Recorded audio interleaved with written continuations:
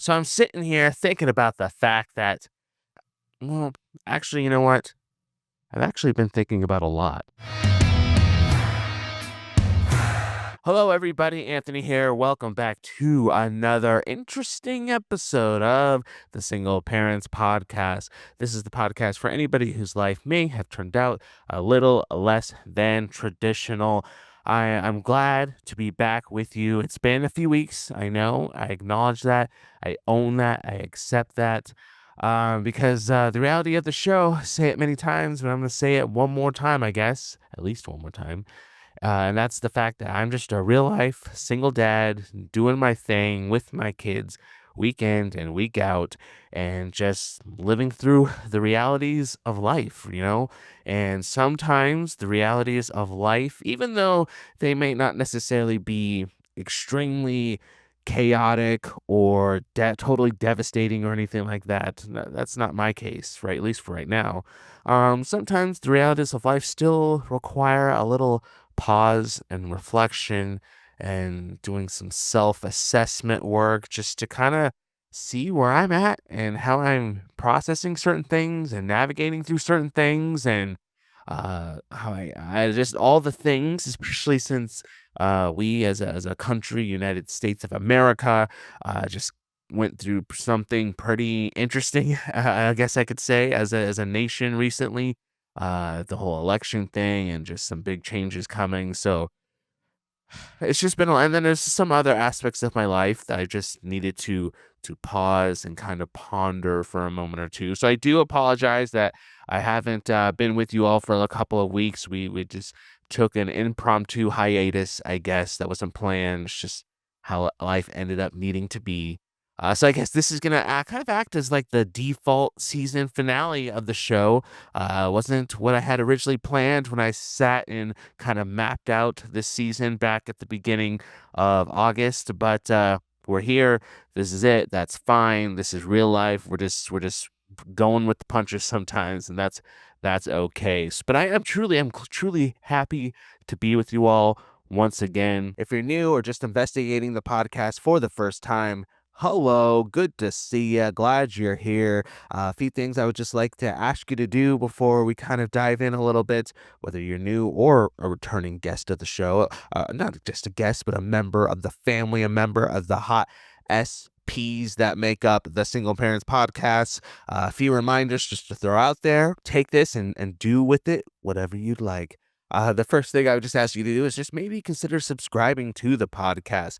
Ring the bell, turn on automatic downloads on your favorite podcast hosting platform or YouTube, all the things. So that way, when we kick back up the show in January, we'll talk more about that later in the show, but you'll just know, oh, the new season just dropped. 2025 season just dropped. I know I'm here. I'm ready to go.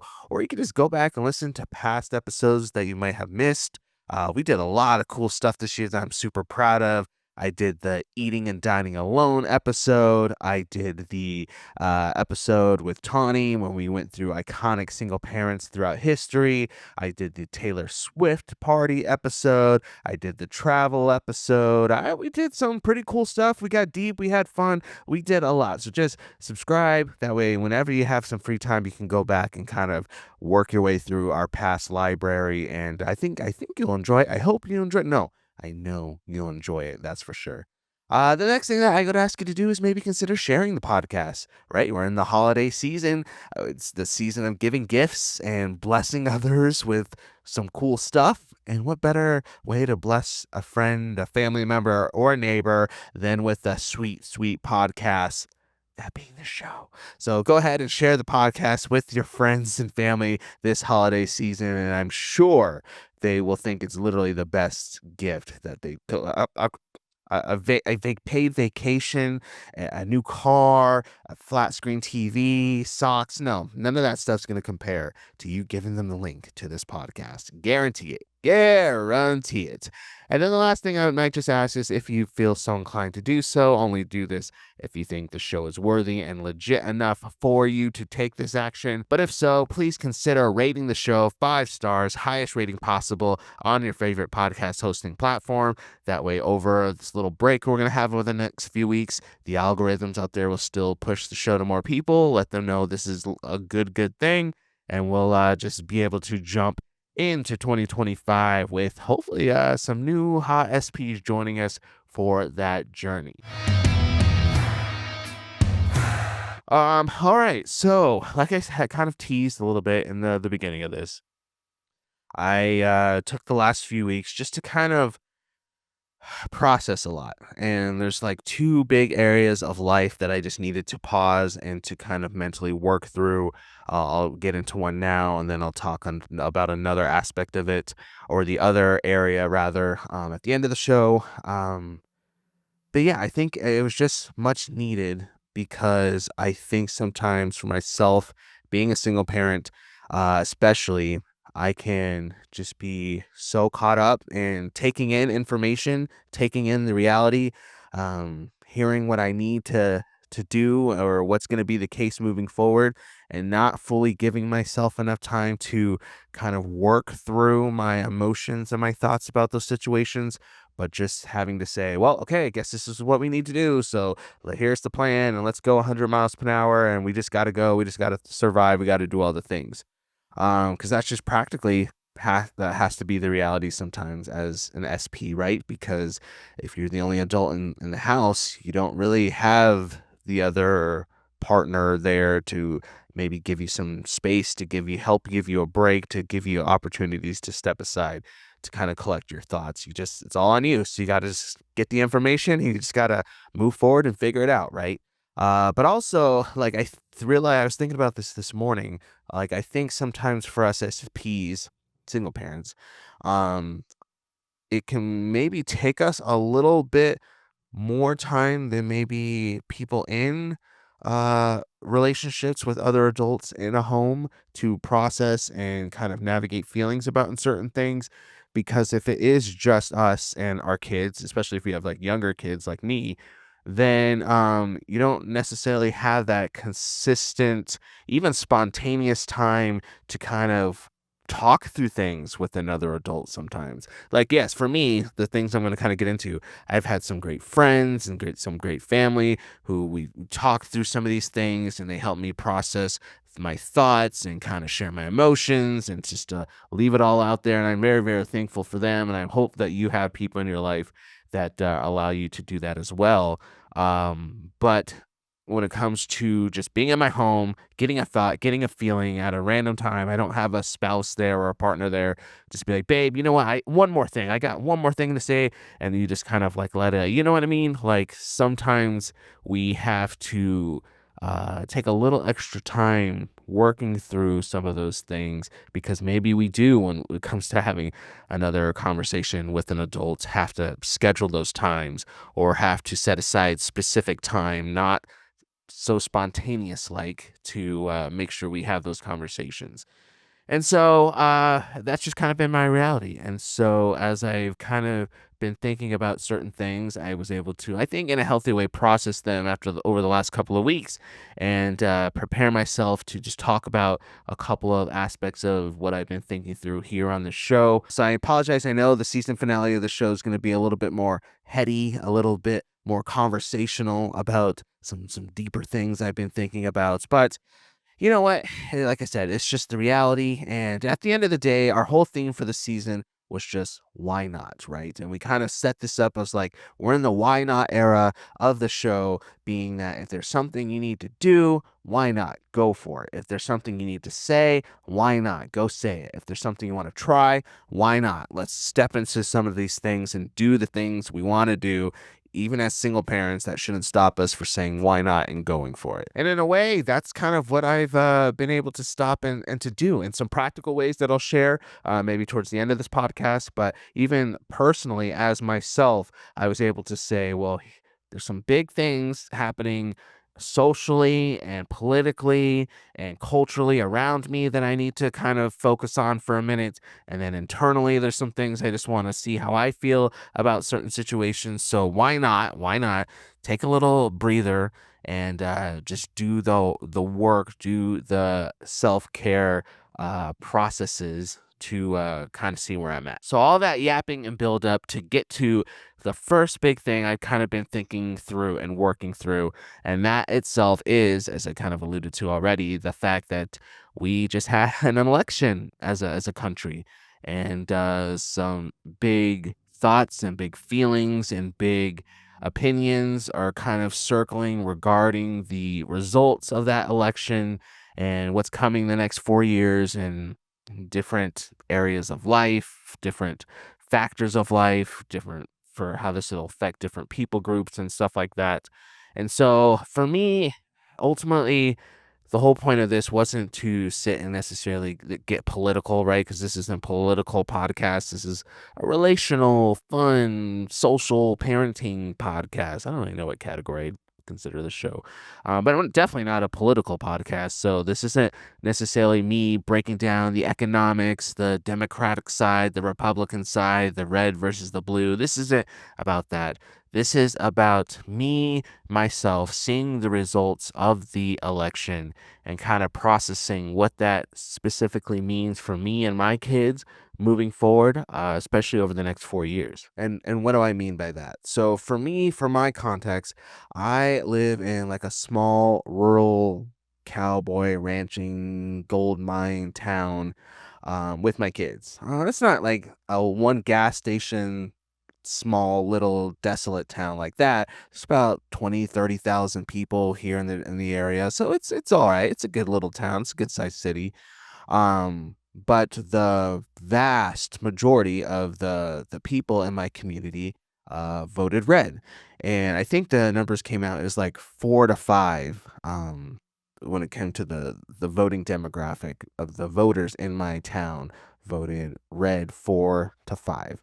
So that's just kind of the political breakdown of my town, right? So there's that. And then also when it comes to the diversity aspect of my community, it's predominantly white. We have some natives, we have some Hispanics, we have some African, and when I mean like African, not like some, yeah, African Americans by the definition that I'm African American, but we actually have some like legit Africans here because our town is very transient with our economy and our job market. Because, as I mentioned, we are a gold mining town, so we'll get workers in from Canada or Africa or all around the world coming here to work for a few months, and then they'll go off to their next project and so on and so forth. So that's kind of the breakdown. But for the most part, it's a very predominantly white community. So that's another factor of it. And I've lived in this community itself, called it home really, for the last, 12, 13 years. And I've done a lot of things in the community to really immerse myself um, in the community itself, because I truly do love and care about the community. I do have a passion for some big things that the community is about. There's really great people here, obviously. Like, I'm really glad over the last 13 years to call this community my home. Long story short, I came here for work about 12, 13 years ago, got married, had some kids, and now my kids' family lives here, their mom lives here. So even though I don't work at the career that I initially moved here to start, I'm here because of my kids, is for essentially because at least until they're adults and get to choose what they want to go off and do, I'm gonna be here because this is where their mom has to live and all that other sort of stuff. So I'm here, I'm in it, and like I said, I truly do love and care about this community. But an interesting part of being a part of this community the last 13 years was in the early days of it. I, being an African American coming into a predominantly white community, just really did a lot of things to ensure that I myself was accepted and loved and really a part of this community and known around the community in a lot of ways. Like, I did a lot of work that put me, like, in, I guess, in a lot of ways in the public eye of the community through different organizations I've worked with, through working with like our local chamber of commerce, so being involved in a lot of businesses that are in the community, I did like a human interest blog that I managed for a few years about people in this community. Like Anthony was pretty well known in this community for a lot of different ways. And I think part of that is that just my personality. I love being out there and I love people and I love hanging out with people and mingling with people and just being in those scenes in general. So that really is just a part of who I am and stuff I love to do. But a part of it is just like I wanted to really feel like I could adopt this town for my own, even though it's not a town I grew up in, even though I just kind of moved here when I was in my mid 20s. I just wanted to ultimately be like truly accepted by the people in this town. And so I did a lot of work just to um, hopefully make that happen. And I believe that I had made it happen in a lot of different ways, to the point where one of my family members, my brother, I would always invite him over to my community to hang out, to visit, to just check it out. And he was always like, he did come over like once, I think, a while ago, but he was always hesitant because he kind of knows the demographic of my town and he gets a little nervous being like, hey, like, I don't know, like I'm gonna pull up blasting certain music and dressing a certain way and talking a certain way. Like, I don't know if your neighbors are gonna be so gung ho about accepting somebody like me because already in the town that he lives in, he's struggled with just some horrible circumstances regarding the police and profiling and stuff like that. And so him looking at my town, he was just like, I don't know about that. But I was always be like, no, no, no, it's fine. Like, look at me. I've been here all this time, and then people love me, and we're cool, and we're doing this, and we're doing that. Like, you'll be fine. And his ultimate point was just like, well, yeah, but like, look at like, he's like, no offense, Anthony, but like, look at you. Like, you drive a minivan, and you're the dad, and you're the guy who gets up in front of the room and gives funny speeches, and you're just basically what he was saying is like they accept you. A lot of people in that town will accept you because like the people who normally wouldn't accept people who look like me, I'm the exception, as some people would say, some scumbag people would say, like one of the good ones, right? And so his point was like, you make them feel like safe around our demographic, but I don't know if I would come in and do that because I'm not gonna like change myself to be accepted by anybody. He's like not saying that you changed yourself to be accepted because you're just showing up being who you are, and by being who you are, that just kind of naturally allows you to fit in around certain groups. But he was saying for himself, I don't know. But I was always just like, no, no, no, I don't see that. I don't see that. Up until unfortunately, 2020, when it was obviously part of Trump's first term as president, and during 2020, obviously a lot, I don't have to tell you, a lot happened with the pandemic and all the other stuff. There was just a lot that year. Like literally it seems like a dream, like a movie. Like the history books about that year is going to be insane and the kids in the future are not going to believe that it was a real thing, but it was. And part of the craziness that was 2020 involved like a lot of like racial tension stuff because of the George Floyd situation and the protest and all the other stuff that kind of went down that year. And that was the first year where I saw some of the people who I really spent years up until that point really trying to gain acceptance and love from, I guess I can just say, who responded to some of the racial happenings around our country in some pretty shockingly, I'll just say it, gross and disgusting ways.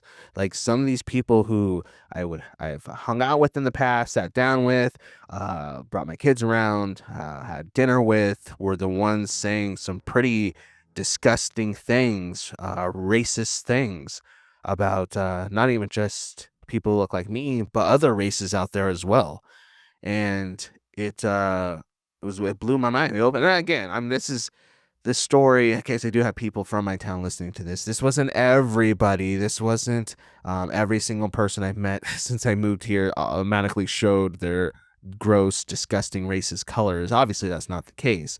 But I was surprised because there were some people who I thought I they were a certain way, and then they kind of again show their true colors, and I was like, oh my gosh, like that the fact that you feel so comfortable putting that on Facebook or whatever, or just saying it around me in general, pretty messed up. Yeah, you're a scumbag. Like, did not know that up until this point, but yeah, you are a scumbag. And so during that year, I finally realized what my brother was saying the whole time is just the fact that, you know what? Like again, maybe around you, Anthony, they're gonna be like, "Oh well, no, not you, Anthony. You're cool." But and then have all these scumbag things to say and this gross mentality. Like I just realized that again, not about all my neighbors, but about some of my neighbors that I was surprised to have that realization about. And it was a very hard year because of that, because I began for the first time since I moved here uh, questioning certain relationships, or even just thinking twice about walking down the street past certain houses of people who I've known who began saying certain things. And it was very eye-opening. And so that was a tough year because of that. So leading up to what I've been thinking about now and the recent results of this election, I realized that those scumbag people, again, this isn't a political thing, not Democrat, Republican, but those scumbag people who feel almost empowered, emboldened to say these gross, racist, sexist, harmful things about people who don't look like them. They just feel like the sense of power and this sense of like, oh, I can say and do whatever I want. The filters off because of who's president, and I'm just gonna just say it like it is, and all these sort of things. And it's gross, and I hated it the first time, and it just made me really scared and anxious and sick thinking about the fact that those scumbags are gonna come out of the woodwork again with their same loud, disgusting mouths, given the recent result of this election. And I think the big thing I had to process about this time around was the fact that before, back around the 2020 time when Trump was first elected and those scumbags came out, my daughters were pretty young. They were not babies, but they were like toddlers, to the point where, also because of the pandemic, we weren't out doing a lot of any stuff anyways. So it's easy to shelter them from a lot of those harmful things, those gross things that I heard, from the messages I got from my friends saying, "Hey, Anthony, you might not want to come downtown and hang out with us like you had planned, because the crowd here is, let's just say, it wouldn't be very safe for you to do so, because you have the certain group of people that's in this bar right now, so you might just want to stay home." Like those sort of things that I had to deal with back in 2020. It was easy to shield my girls from, because they were so young and they just didn't really know what was up anyways. But this time around, my kids are 9 and 8. My younger daughter just turned 8 years old, and they're super, super active in obviously school, and they do gymnastics, and they just are very social and popular and have friends and stuff like that. And I get anxious for the fact that the scumbags, when they start running their mouths again, are gonna say stuff to where my kids are gonna hear about either about them, or maybe about some of they have Hispanic family members, or even just their gender as growing women. And it's gonna be harder to shelter them from some of those gross stuff. And I know it's not just in my community. I know in all communities there's gonna be scumbags like that, for sure. So I'm just giving you my context, but I know it could be anywhere. And it doesn't even just have to be Republican people who voted for Trump. It can come from anybody. So I get that. I get that. But I'm just saying, for my context, it just seems in my town, a lot of those scumbags just feel like they just have a free pass just to say the most unhinged things. And I'm worried that I just know it's inevitable, honestly, as sad as this is to say, it's inevitable that I'm going to have some pretty heavy and real conversations with my girls over the next, not even just 4 years, but eventually throughout their life, about race as their mixed race kids, about the fact that they're women, about the fact that I'm trying to raise them to be more like open minded towards certain groups of people, we're gonna have to have those type of conversations, and it's just scary to think about, I guess, to be honest. That's a lot of what I've been processing. And not even just from the people themselves, but as they're in school and as they're around other kids who are just gonna yap and parrot what they hear from their parents. Um, I was talking to one friend last night who uh just had the kids, and their kids are a little bit older, but has heard her son has heard some pretty gross things from kids in his class about other kids in his class who look different, and it's just it's a sad reality. It's sad, and so I've been really thinking through a lot of what that means for me as a dad moving forward, and how and what those conversations look like with my girls and when to have them and all those sort of things. And just, I don't know, I'm also just been tired in general, right? Tired of the fact that, and exhausted thinking about the fact that we're going to step into a lot of this again over the next 4 years when those scumbags start popping up again, running their mouths. And, because I remember that, again, back in 2020 when I kind of realized who some of these people were in my community. It was heartbreaking and it was tiring and it was exhausting. And I'm just exhausted thinking through the fact that I'm going to have to deal with a lot of that again, especially with kids who are growing up. And yeah, I just had to exhale a lot over the last couple of weeks, and mentally prepare for what's ahead, and just to know that even though I am tired and I'm already exhausted, that I don't. I think what's going to be different this time around is the fact that me being in my mid 30s, which I'll talk more about in a second, I am past the phase in my life where I desire love and acceptance from everybody, right? Because, like I mentioned, when I first moved here, I was like, yeah, I'm Anthony. I'm going to do this. I'm going to be around these people. I'm going to get on stage. I want everybody to like me, and everybody's going to love me, and everybody's going to accept me. And this is me. This is me. This is me. This is me.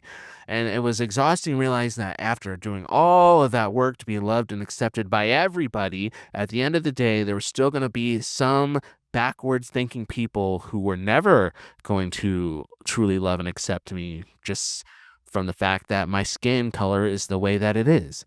And thankfully, I do have great people around me who do truly love and accept me for who I am. And I love those people to death. And those are going to be the people going forward who I'm going to invest in and build relationships with and spend time with and bring my kids around.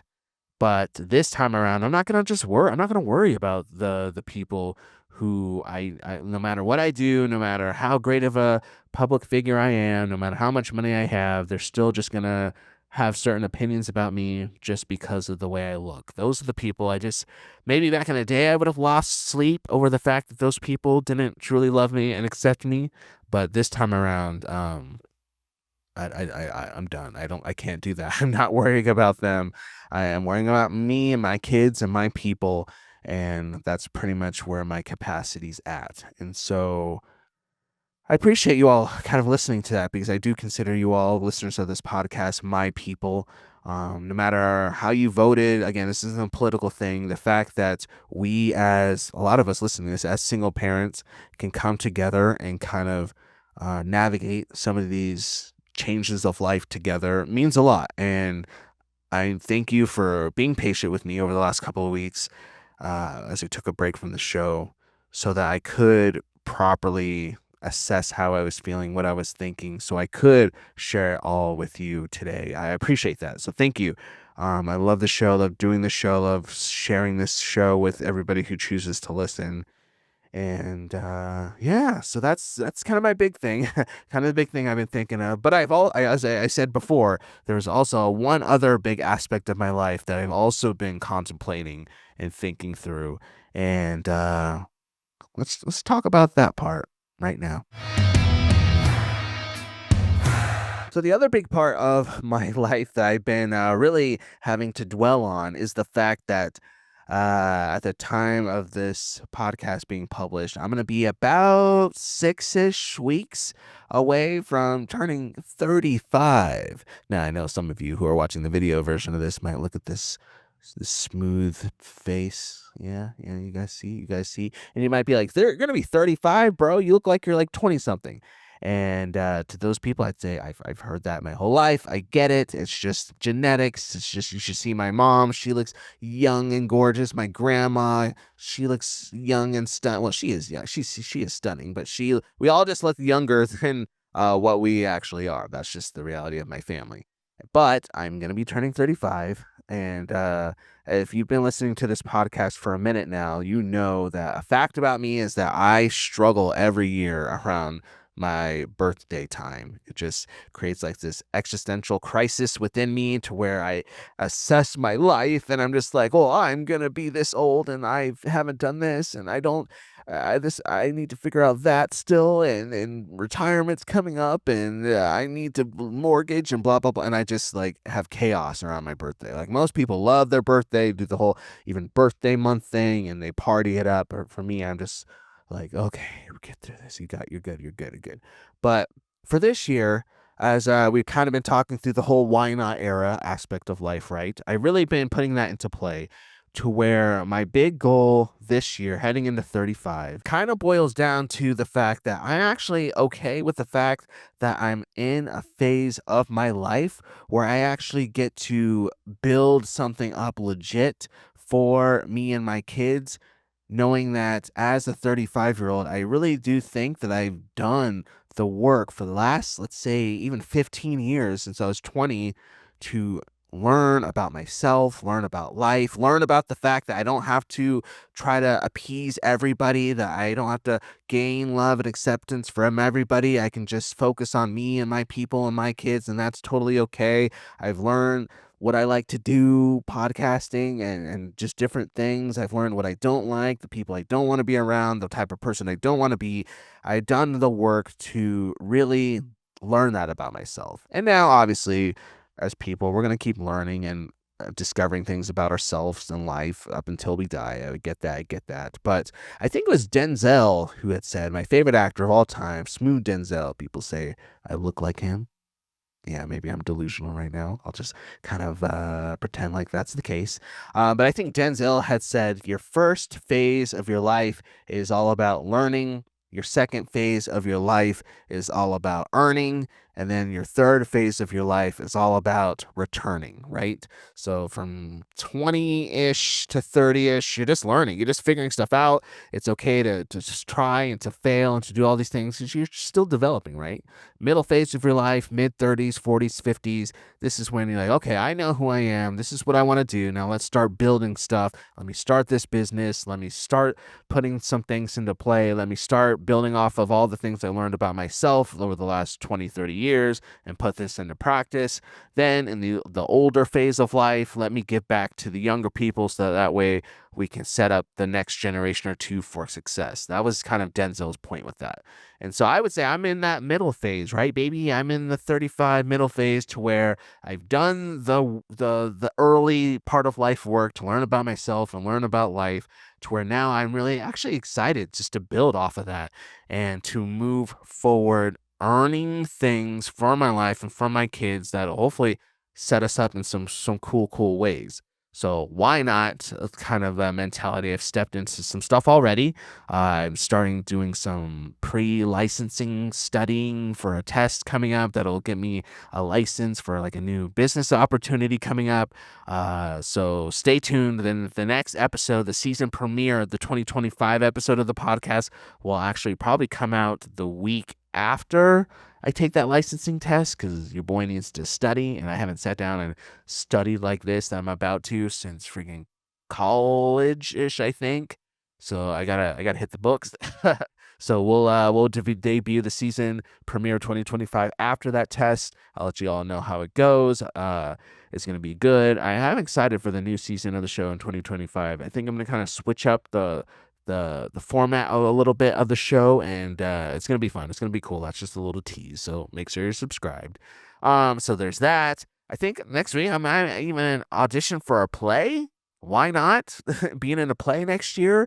Because one thing I've learned about myself in that first phase of life is I love being creative, and I being love being around other creatives themselves and that sort of field. And I never got into theater in school, even though I think I would have really liked it. And so, even though I'm in my mid 30s now, I'm like, oh, I learned this about myself. Why not try something?